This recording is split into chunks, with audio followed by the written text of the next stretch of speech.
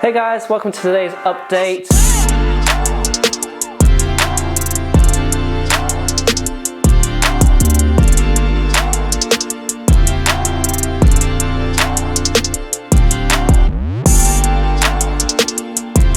It's a bit delayed because we've been busy in the background. Me and Joe have just moved into a new house, and we've also got a little one on the way, so that's some news for you guys. Literally probably about 10 days away now, I think, but it's really, really exciting for us, our first one. But at the same time, we've still got projects to run, and we've got a few videos coming up. We'll show you update on the 24 bed, the 6 bed that we're working on, and we've took on a few newer projects where they're in planning. I mentioned in the previous updates before, we've got some planning for like studios, mixture of ensuite rooms, which is what we've done on the other properties.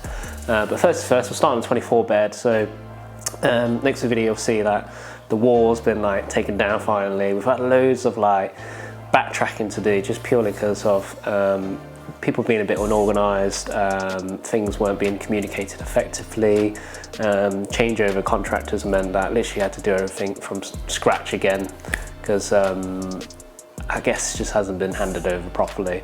And also another thing is the project manager of the new contractor left as well, so then that caused a bit of a hiccup, let's say, and had to change over like the structural calculations, the architects had to change some plans, just everything really. And this is why I wanted to describe in the next week's video. You'll see like where we are at, and it's not just literally week on week you get from one stage to another. There are challenges on the way, and we kind of just show you how to deal with it really. And then on the 6 bed, and so this is another one where the same contractor left the job. With this one, I didn't actually ask them to leave, they just decided to leave because they lost a big one and just decided, oh, they didn't want to work with us. But it's fair enough, and it's kind of a blessing in disguise because with the new contractor that took it on board, she realised there's a lot of stuff that wasn't done properly. So again, in that video, you'll see the different things that we walk through, and then you'll see where contractors can normally just get away with stuff because unless you're on site like every day or every week and you're actually aware of like certain defects, let's say, it's quite hard to like catch them out in a way. So it's good to have a really good contractor on board now that's a bit more responsible and actually looks at stuff in more detail and doesn't want to bodge the job, let's say.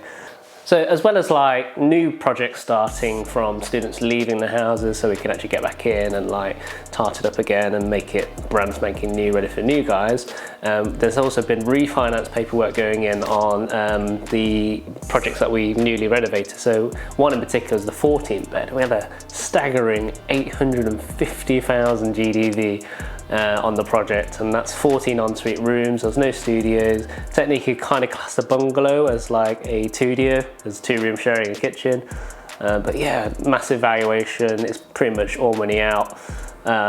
We spent loads of money on like the roofing, structural, and even like the block pavements and even the furnishings as well. So all of that has been paid out from the refinance.